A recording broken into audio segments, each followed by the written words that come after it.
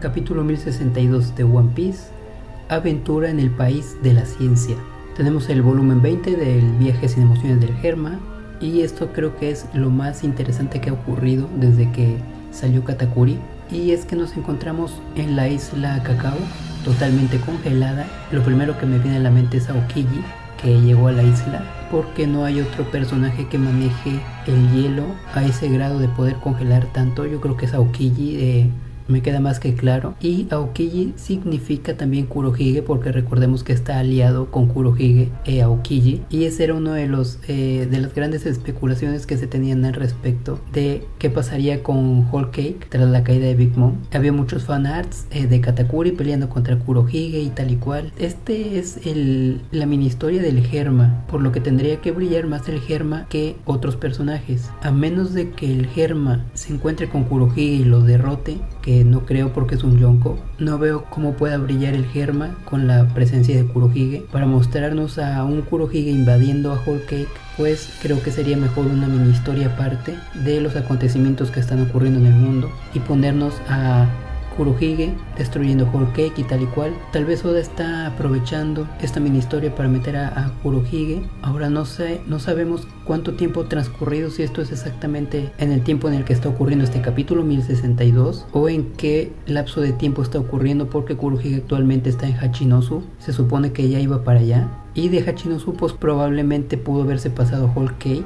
También puede suceder que haya ido a Aokiji solo, como lo hizo en Pun Hazard, a ayudar a Smoker. En ese tiempo también era afiliado a Kurohige, pero no vimos a ningún otro miembro de la tripulación de Kurohige con él, lo que me hace pues pensar que no se lleva muy bien con esta tripulación, o los está usando o algo, porque no hemos visto que esté tomando con ellos o que comparta Aokiji alguna forma de pensar con la banda de Kurohige. Sería muy decepcionante que Aokiji terminara compartiendo los ideales de la banda de Kurohige. Creo que no va a pasar. Creo que Aokiji siempre va a ser un personaje bueno, y también podría ser que Aokiji esté solo en la isla Cacao, que por cierto es una de las más alejadas, está en la frontera entre Totoland y el resto del mar, así que es una de las primeras islas a las cuales llegar para poder ir hasta Whole Cake. Y pues esto significa que está relativamente lejos. En la mini historia pasada del Germa lo veíamos escapando justo en Whole Cake, así que si tratan de evitar a Aokiji pues tienen bastante tiempo porque están lejos.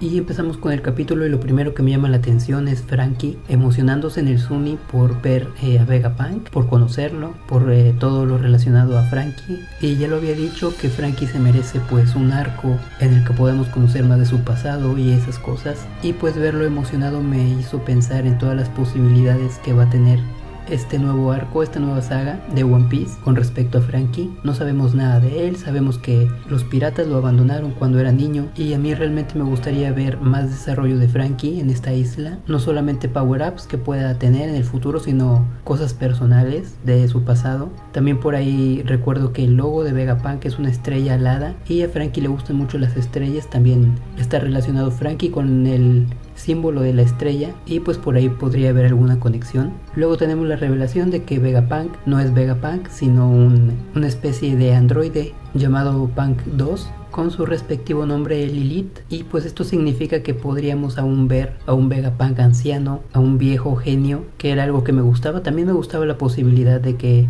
esta chica fuera Vegapunk, porque su diseño me encanta y me hubiera gustado verla muy presente en este arco. Creo que una vez que lleguen a la isla pues se van a despedir de ella y no va a tener tanta relevancia como me hubiera gustado. Y lo primero que me salta es el nombre de Lilith, que pues es esta diosa sumeria antigua que está relacionada con la maldad, que está relacionada con la lujuria, y todo esto ha sido descrita con muchos nombres: reina de los vampiros, la primera mujer que creó Dios, que sería compañera de Adán. Otra vez volvemos a las referencias de la mitología cristiana, en donde nos platican que Lilith pues era un poco rebelde y fue expulsada del paraíso tras ser ella la original primera mujer que acompañó a Adán. Como dije, pues en la cultura sumeria es una diosa, en la cultura popular pues es una vampiro, una demonio, la reina de los sucubos, todo, en fin, todo lo que está relacionado con el mal pues tiene que ver con Lilith.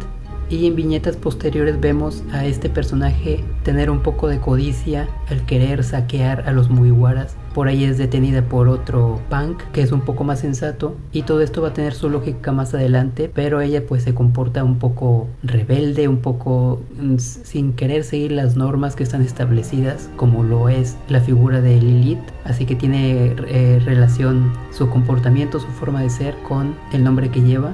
Y vemos que hay más criaturas del mar llamadas Sea Beast Weapons, que son armas pues biológicas como androides de animales que descienden pues de la isla de Egghead de los intrusos, un poco como el sistema que tiene naturalmente el mundo de One Piece, que es el Calm Belt, en donde hay reyes del mar y no puedes ir de isla a isla porque te devoran el barco. Y quizás tomando esto como una referencia, Vegapunk quiso hacer lo mismo pero con sus propias criaturas que él mismo pudiera controlar. Y me llama la atención que uno de ellos, el león de la derecha, lleva un visor en vez de ojos que dice, o bueno, que tiene una palabra con terminación UMP. No sé si será POM o DAM. ¿Qué frase, qué palabra será la que tiene escrita ahí en la cara? Me da curiosidad porque los demás dicen punk excepto ese. Y por ahí tenemos otro simbolismo que es la flecha, que lo veremos más adelante en el casco del oso. Y pues me recuerda un poco a los monstruos marinos que estaban de parte de los nuevos piratas Gyojin en el arco de la isla Gyojin.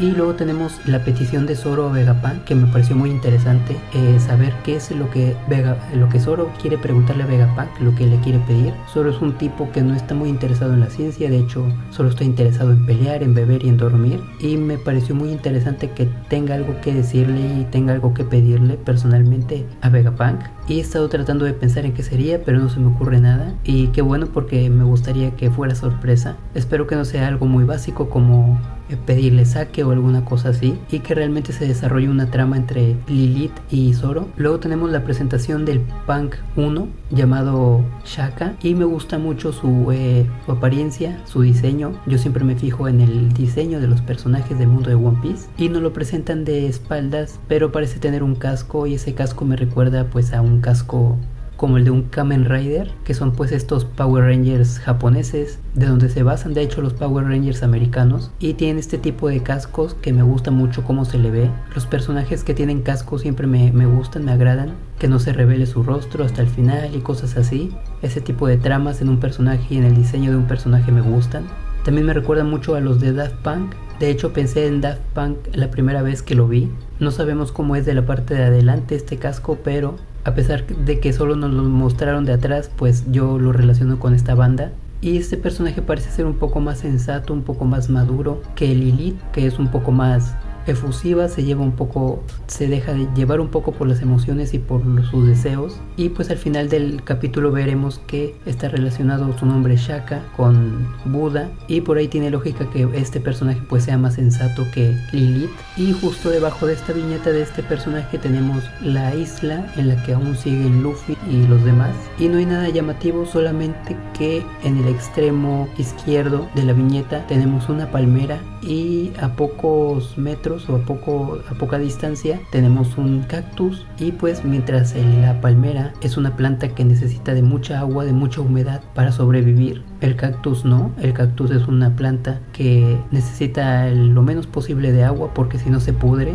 Así que el que estén tan cerca me hace pensar que pues la isla podría estar manipulada por Vegapunk para que crecieran estas especies, o como lo veremos más adelante podrían ser hologramas. Y pues me llama mucho la atención, a lo mejor no es nada, simplemente es un detalle ahí que Oda quiso poner un cactus porque le dio la gana, pero pues a mí la lógica me brincó con esta proximidad entre ambas plantas. Y tenemos finalmente la relación revelada entre Bonnie y Kuma, y resulta que es su papá, y está en la isla para preguntarle algo a Vegapunk, y pues dependiendo de su respuesta asesinará a Vegapunk o no, lo cual creo que pues es muy poco probable, porque aunque Bonnie es una supernova, pues esa isla está repleta de tecnología que ella no conoce y que seguramente terminaría sucumbiendo ante cualquiera de estas armas.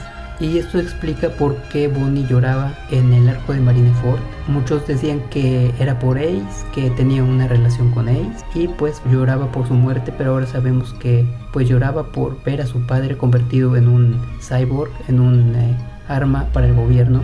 Por ahí tenemos otro momento en el que Bonnie llora cuando está en Mary Joyce. Y lo mismo, ahí sabíamos que había una relación con Kuma, pero no sabíamos si era su esposo o su amigo o qué era. Ahora sabemos que es su padre. Y por lo tanto, al ser Kuma el rey, antiguo rey del reino Sorbet, y estar casada con su reina llamada Connie, ahora tiene mucha lógica por qué los guardias del Palacio de los Tenryubitos la confundieron con la reina Connie, porque pues al ser madre e hija tienen un parentesco facial casi idéntico, y por eso pasó tan desapercibida por los guardias como la viuda Connie. Y ahora que sabemos que es hija de Kuma, pues tiene toda la lógica. Aunque me pregunto dónde estará la reina Connie en estos momentos, si ya murió, si sigue reinando en ese país o qué fue de ella. Supuestamente sigue teniendo cierto estatus dentro de la realeza y dentro del Reverie, porque los guardias la reconocieron. Si no tuviera ese estatus, pues Bonnie no podría haber ingresado tan fácilmente, y los guardias le hubiesen preguntado que qué hacía ahí, que antes era una reina pero ahora ya no es nadie y tal y cual. Que los guardias la hayan reconocido a Bonnie como la viuda Connie me hace pensar que también que sigue existiendo un estatus de nobleza para este personaje que sería la viuda Connie. Y pues todos pensábamos que era algo relacionado con Ace. Yo también me hice muchas ilusiones pensando que pues era la pareja de Ace o alguna cosa así. Cuando llegó Yamato y su historia, pues ahí murió un poquito esa posibilidad, y ahora en este capítulo 1062 pues mata por completo la relación que tuviese Bonnie con Ace. Así que ya podemos dar por muertas esas posibilidades. Y viene la parte más importante, o bueno, la que a mí misma más me gustó, que es el ingreso de los Mugiwaras de Jinbei, Luffy, Chopper y Bonnie a la cúpula central o la ciudad central, no sé cómo llamarla, de Egghead, donde nos muestran todos los edificios futuristas y el lugar en el que se va a desarrollar esta nueva saga. La verdad estoy muy emocionado porque otra vez siento que One Piece está fresco, que las posibilidades son infinitas, una isla que desconocemos, que no sabemos nada sobre ella. Los primeros capítulos siempre son de presentación del lugar, los Mugiwaras explorando. Eso es, para mí tiene mucho valor en una saga, que nos muestren un lugar muy diferente y que nos pongan a los Mugiwaras a convivir en estos escenarios. Y ahora tenemos algo que nunca habíamos visto, que es una ciudad futurista. Y lo primero que me llama la atención de esta ciudad futurista es el suelo. Vemos que es de color totalmente negro con franjas cuadriculadas, y a mí me encantaría que el suelo fuese esto, una cuadrícula como digital, como una especie de suelo digital verde, de rayas verdes con suelo negro. Sería increíble que fuera así. Yo pienso que hay muchas posibilidades de que el suelo sea esto.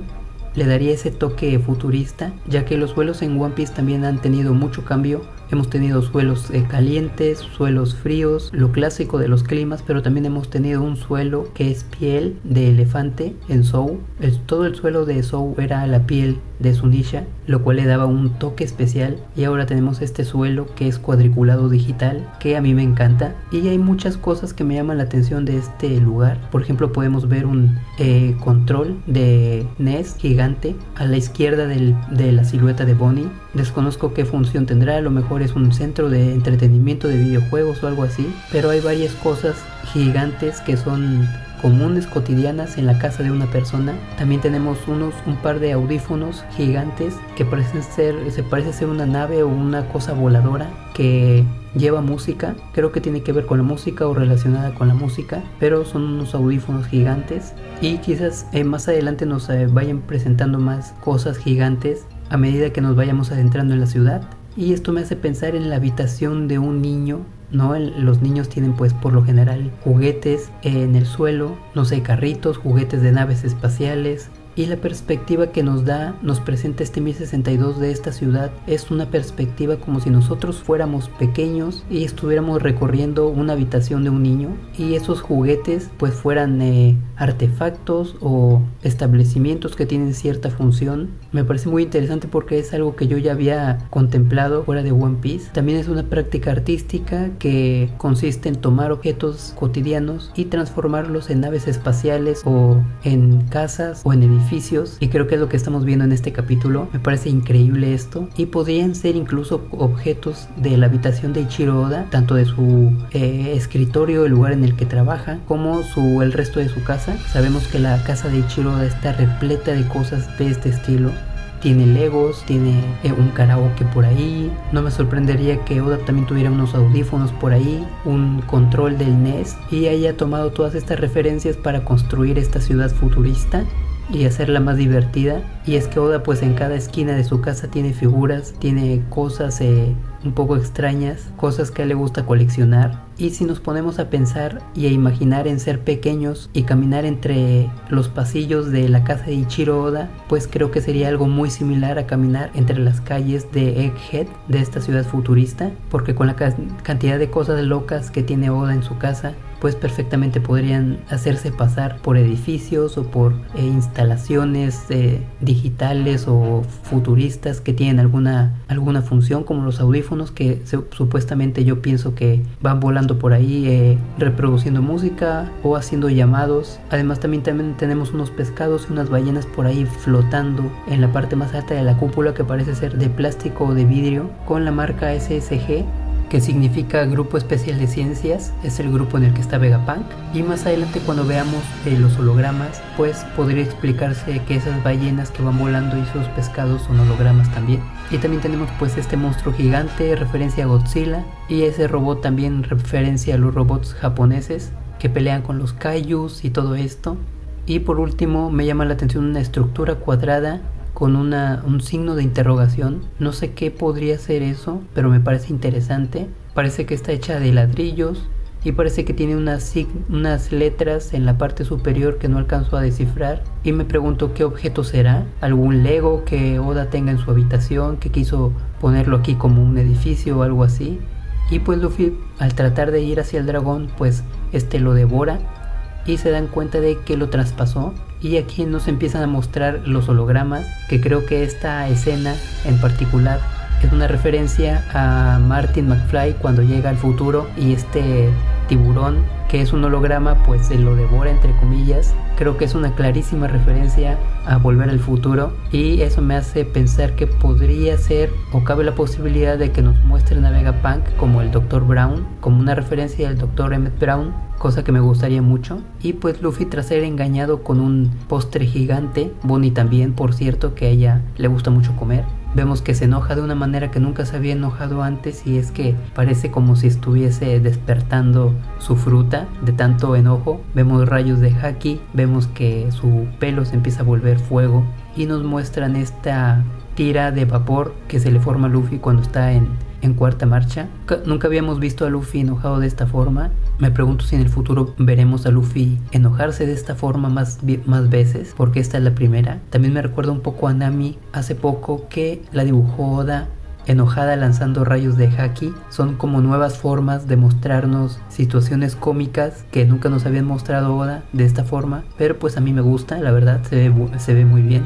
Y luego tenemos la aparición de otro Punk llamado Punk Atlas con el número 6, y no sé si aquí los números tengan que ver con la fuerza, si el 6 es el más débil y el 1 es el más fuerte. Eso parece, porque nos ponen muy misterioso al Punk número 1, y pues el diseño también me agrada de este Punk. Es como una niña oveja gigante, lleva una especie de propulsores, y entre otras cosas pues maneja lo que son los guantes de presión fotónica, con los que puede tocar los hologramas, golpearlos, hacerlos tangibles. Y me pareció muy interesante este desarrollo y estas explicaciones científicas. Creo que Oda realmente estudió algo de ciencia para poder crear esta saga. Y este diseño de este Atlas, de este nuevo Punk, me recuerda mucho al de Uran, esta niña que es hermana de Astro Boy. Me recuerda mucho su diseño a este tipo de dibujo de Osamu Tezuka. Fue lo primero que se me vino a la cabeza cuando vi su diseño, y la verdad es que Astro Boy pues es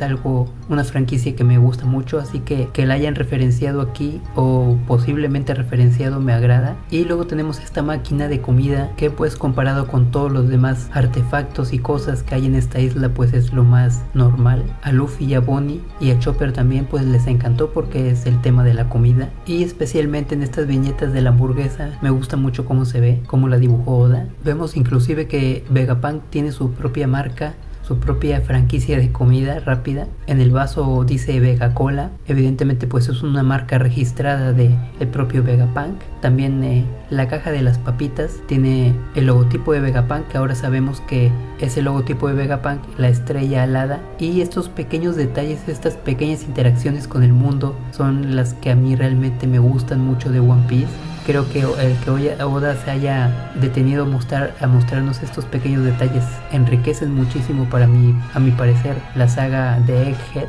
Y pues evidentemente ahí Bonnie, Luffy y Chopper pues abusan de la máquina esta de comida, y por ahí nos platica un poco Atlas que pues están quedando sin fondos. También nos lo habían dicho antes entre las comunicaciones de Shaka y Lilith, nos habían platicado que, o nos habían hecho ver que Vegapunk se está quedando sin fondos, sin dinero para las investigaciones, por lo que quizás se ven forzados a robar a piratas y a recortar los gastos, lo cual me hace preguntarme pues por qué el gobierno, sobre todo con la última parte del manga de este capítulo, porque el gobierno está como poniéndose en contra del propio Vegapunk cuando los ha ayudado tanto. Estaremos viendo un genio en decadencia. Y también me llama por ahí la atención que el golpe que le dio Atlas a Luffy realmente le hizo daño, siendo que él es de goma. No creo que sea un aspecto cómico, creo que podría ser que tenga Kairoseki, porque pues Vegapunk debe de manejar a la perfección el Kairoseki. No sé si podría ser Haki,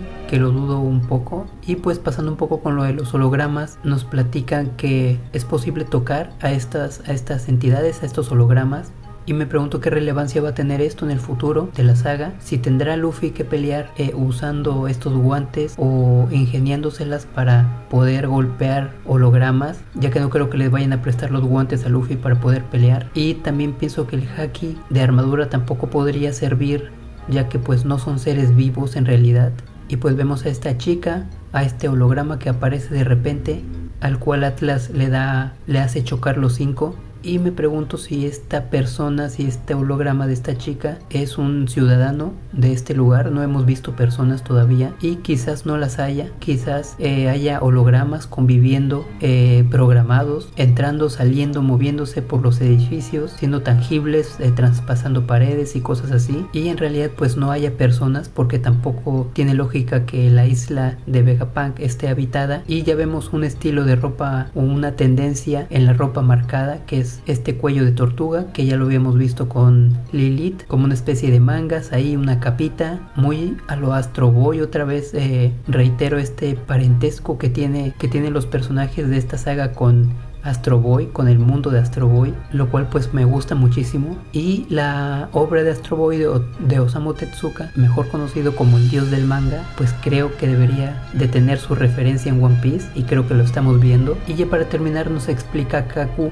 todo esto de las partes de Vegapunk, que realmente a mí no me lo deja tan claro. Kaku nos habla acerca de que Vegapunk es un individuo normal como nosotros, y que está tan ocupado pues que tiene a estos ayudantes o partes de sí. Y esta es la parte que no entiendo, porque no sé si ellos mismos, si Vegapunk dividió su conciencia en 6 seres, o si son simplemente androides que responden ante Vegapunk. Pero si fuera esto último, no tiene sentido porque cada uno de ellos al presentarse dice: solamente soy un humilde genio científico conocido como Vegapunk. No tendrían por qué identificarse como Vegapunk si no lo son, a menos de que su conciencia estuviese residiendo, la conciencia de Vegapunk o la mente de Vegapunk estuviese residiendo en estos punks. Así que estoy un poco confundido acerca de qué son realmente estos androides que estamos viendo, y tampoco estoy seguro de si los juntas creas al Dr. Vegapunk. Kaku dice que no, Kaku dice que Vegapunk es un individuo aparte. Así que pues ahí están esas dudas, y nos presentan del 1 al 6 todos los punks, empezando por Yowa, que no lo hemos visto. Ahí por ahí hay un error que vi que ponen al punk número 6, que fue Atlas el que vimos como Yowa, y ahora Atlas la ponen como la 5, posiblemente un error de Oda. Pero vamos a suponer que el 6 no lo hemos visto, Yowa. Y lo que me dice las últimas páginas de Rio Poneglyph es que Yowa pues es una entidad o una divinidad de la mitología Cherokee, pues que son los indios americanos, o uno de los pueblos de los indios americanos que pues ahora prácticamente están extintos. Y me ponían esta imagen de esta persona con túnica verde con amarillo sentada, pero pues claramente es una persona negra, así que no podría ser un Cherokee. Creo que ahí hubo un error de parte de Rio Poneglyph al ponernos esta imagen, y esta imagen corresponde a lo que es un babalao. Tengo entendido que son magos o brujos de raíces africanas que tienen que ver más con el ocultismo africano que con la mitología cherokee americana. Así que creo que hay un error de parte de Rio Poneglyph. Y buscando más sobre Yowa, pues en realidad no encontré nada, y vaya que busqué acerca de una divinidad llamada así. Así que pues va a ser una sorpresa total saber de Yowa, porque no lo hemos visto ni sabemos cuál es la referencia. Y el segundo que nos presentan, o bueno, el segundo de esta lista, es el número 5, el punk número 5 llamado Atlas, que es la niña oveja que ya vimos. Tiene que ver mucho su fuerza, su presentación con la figura mitológica de Atlas, que fue pues esta persona, este ser que tuvo que ver entre la guerra de los titanes y los dioses griegos, y pues fue condenado a levantar el mundo por toda la eternidad, un símbolo de la fuerza. Y pues está muy bien referenciado en esta chica borrego, porque pues la hemos visto golpear a Luffy, la hemos visto golpear al Kaiju, al dragón holograma, y pues vendría a representar la ira. Yowa vendría a representar el deseo, Atlas la ira, que también tiene relación porque pues la vemos un poco iracunda cuando golpea a Luffy, y más cuando golpea al dragón que es un holograma. Luego tenemos a Pitágoras, el punk número 4 que no hemos visto, y pues la referencia es el filósofo, el sabio Pitágoras, al que se le atribuye pues conocimientos sobre todo en las áreas de las matemáticas y tal, y está relacionado con el saber. Debajo tenemos la leyenda saber, así que podría ser un poco más calmado, inclusive podría ser un poco más anciano. No sé si todos los punks son jóvenes, o podría haber una excepción y haber uno viejo, que podría ser perfectamente el número 4, Pitágoras. Luego tenemos el punk número 3, que no sé si ya lo había dicho, pero si los números tienen algo que ver con la fuerza, entre más nos acerquemos al número 1, pues más fuertes son, podría ser esto. Pero tenemos el punk número 3 llamado Edison, que hace referencia pues ahí a Thomas Edison, este inventor, por así decirlo, americano. Y la leyenda debajo dice idea, estaría relacionada a la palabra idea. Y me ofende un poquito que tomen, esto es algo muy personal, me ofende un poco que tomen en referencia para One Piece el nombre de Thomas Edison, cuando este tipo, Thomas Edison, pues fue un ladrón que le robó muchas patentes al verdadero genio Nikola Tesla. Y me hubiera gustado más que en vez de Edison pues nos hubieran puesto a Tesla, que es el verdadero genio. Eso me hubiera encantado, pero bueno, pues no lo tuvimos aquí.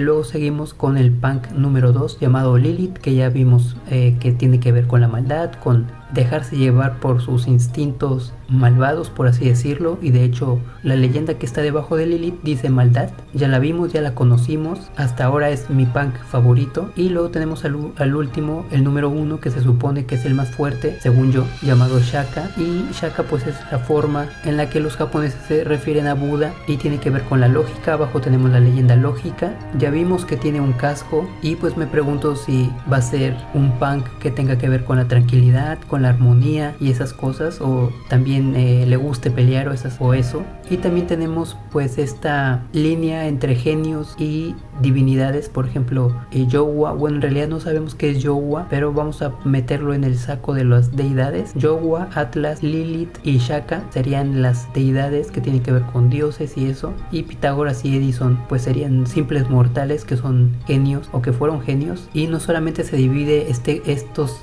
punks en deidades y genios, sino que también se dividen entre virtudes, vamos a decirlo así, y pecados. Por ejemplo, deseo, maldad e ira, separados de saber, idea y lógica. Así que podríamos también pensar que Lilith pues tiene tendencias malvadas, también Atlas, que ya la vimos, y también Yowa. Y podría ser que Pitágoras, Edison y Shaka pues sean más calmados, sean más comprensibles, un poco como los Shichibukais, que representaban pecados capitales. Quizás Vegapunk al dividir su conciencia, si es que dividió su conciencia, pues separó sus virtudes, pero también al ser un ser humano pues tiene esos defectos, y fue imposible no crear punks también con sus defectos. podríamos tener el deseo de Vegapunk, la ira de Vegapunk, la maldad de Vegapunk representados en estos punks, pero también sus puntos buenos, por así decirlo, como el saber de Vegapunk, idea y lógica. Y pues fue algo que ahí que me llamó la atención, que pude relacionar.